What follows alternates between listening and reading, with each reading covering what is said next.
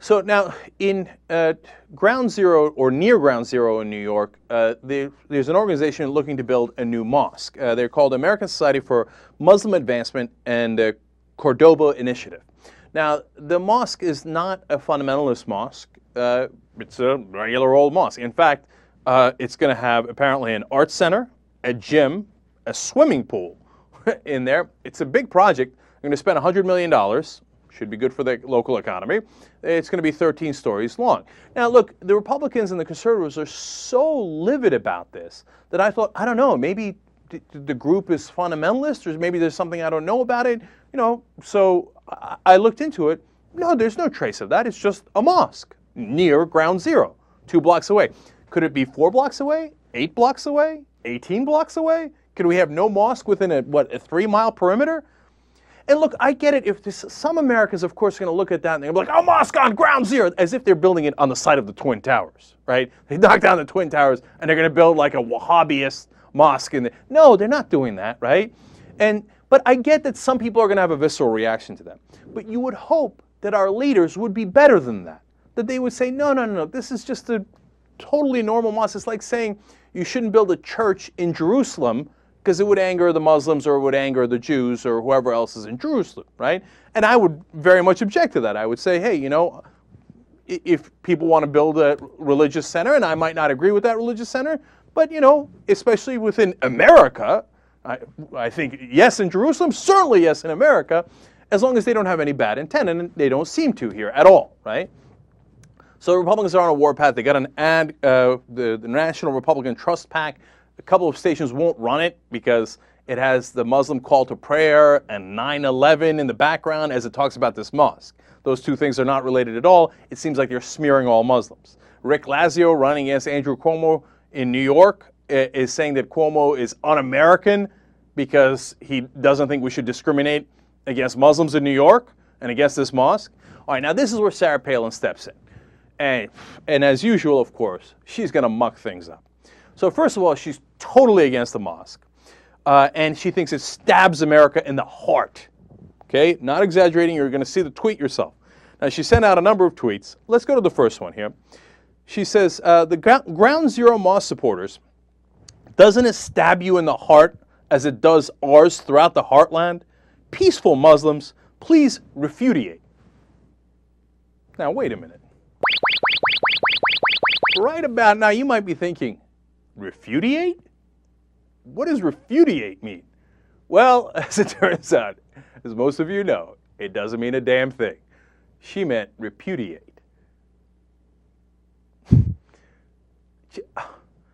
Conservatives, I'm asking you, how are you not embarrassed?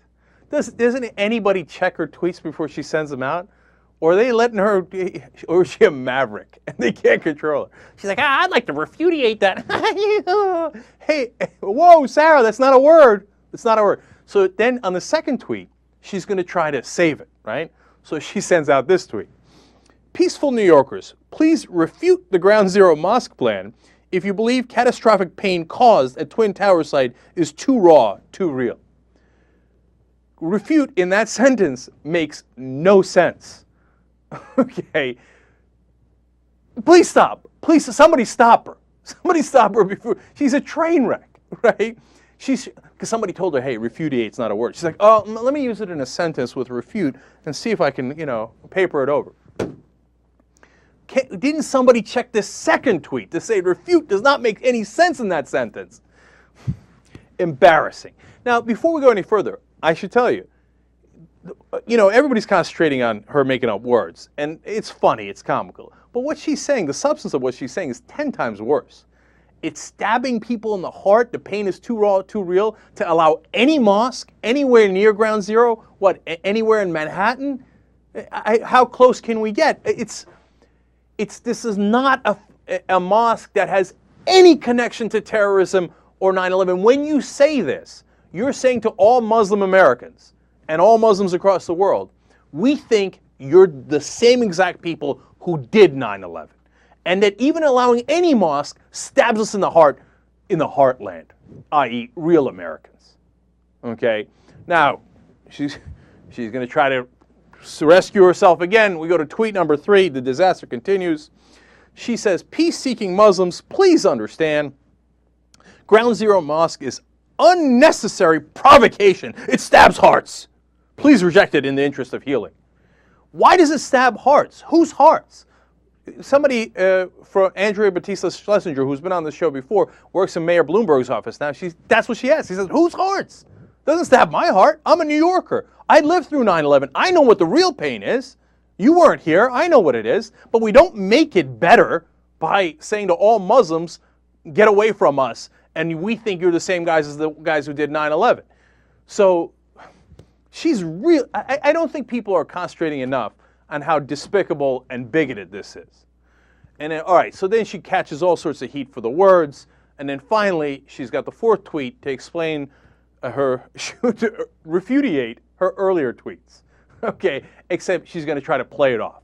So let's look at this. Refutate, misunderestimate, wee-weed up, English is a living language. Shakespeare liked to coin new words too. Gotta celebrate it. You betcha. No. Trust me, Sarah Palin, you are no William Shakespeare.